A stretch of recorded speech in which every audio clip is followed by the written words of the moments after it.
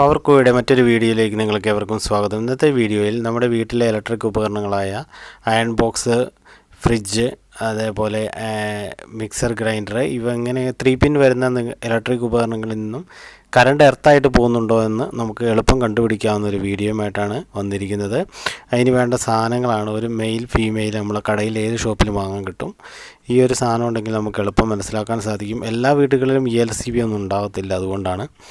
അപ്പോൾ നമുക്ക് ഈ ഒരു രീതിയിൽ നമുക്ക് എളുപ്പം കണ്ടുപിടിക്കാൻ 2 ചെറിയ പീസ് വയറുകളാണ് വേണ്ടത്. അപ്പോൾ നമ്മൾ കടയിൽ പോയിട്ട് ഒരു മെയിലും ഫീമെയിൽ കണക്ടർ വാങ്ങുക. അപ്പോൾ ഈ ഒരു സാധനം ഈ വയറുമായിട്ട് നമ്മൾ ജസ്റ്റ് കണക്ട് ചെയ്യുക എന്നുള്ളതാണ്. വളരെ എളുപ്പത്തിൽ നമുക്കിത് ഓപ്പൺ ചെയ്ത് കണക്ഷൻ കൊടുക്കാം. ഇതിപ്പോൾ കൺഫ്യൂഷനൊന്നുമില്ല, നമുക്ക് ഒരേ രീതിയിലാണ് ഇതിൻ്റെ കണക്ഷൻ വരുന്നത്. അപ്പോൾ നമുക്കത് എളുപ്പത്തിൽ കൊടുക്കാം. ഓക്കെ, ഇതേപോലെ നമ്മൾ ജസ്റ്റ് ഒന്ന് കണക്ട് ചെയ്യുക. ഓക്കെ, അപ്പോൾ ഒരു വയർ നമ്മൾ കൊടുത്തു കഴിഞ്ഞു. ഇനി അടുത്ത വയർ കൊടുത്തു നോക്കാം.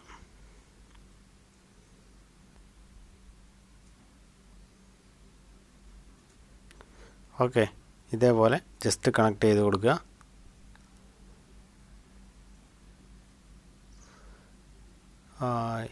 ഇതേപോലെ ജസ്റ്റ് കണക്ട് ചെയ്ത് കൊടുക്കുക. അപ്പോൾ നമ്മളിപ്പോൾ ഒരു സൈഡ് കണക്ഷൻ ഓക്കെ ആയിട്ടുണ്ട്. ഇനി നമുക്കിത് അടച്ചു കൊടുക്കാം. ഓക്കെ, ഇതേപോലെ നമ്മൾ അടച്ചു കൊടുക്കുക. ഇനി നമുക്ക് ഒരു സൈഡ് ഓക്കെ ആയിട്ടുണ്ട്. ഇനി നമ്മൾ അടുത്ത സൈഡാണ് നോക്കുന്നത്. അത് നമ്മൾ ഇപ്പോൾ കണക്ട് ചെയ്ത പോലെ തന്നെ അതിൻ്റെ ഉള്ളിലും നമുക്ക് കണക്ട് ചെയ്യാനുള്ള ടെർമിനലുണ്ട്. നമ്മൾ അതേപോലെ തന്നെ ഇതും കണക്ട് ചെയ്ത് ഫിറ്റ് ചെയ്യുകയാണ്. അപ്പോൾ ഈ ഒരു രീതിയിലുള്ള ഒരു സിമ്പിൾ സാധനം ഉണ്ടാക്കിയാൽ നമുക്ക് നമ്മുടെ വീടുകളിൽ അങ്ങനെ എർത്തായി പോകുന്നുണ്ടോ എന്നൊക്കെ നമുക്ക് മനസ്സിലാക്കാൻ എളുപ്പത്തിൽ സാധിക്കും. അപ്പോൾ എങ്ങനെയാണ് നമുക്ക് നോക്കാം. അപ്പോൾ ഇത് റെഡി ആയിട്ടുണ്ട്. ഇനി നമുക്കിത് നെട്ടൊന്ന് ടൈറ്റ് ചെയ്താൽ മതി.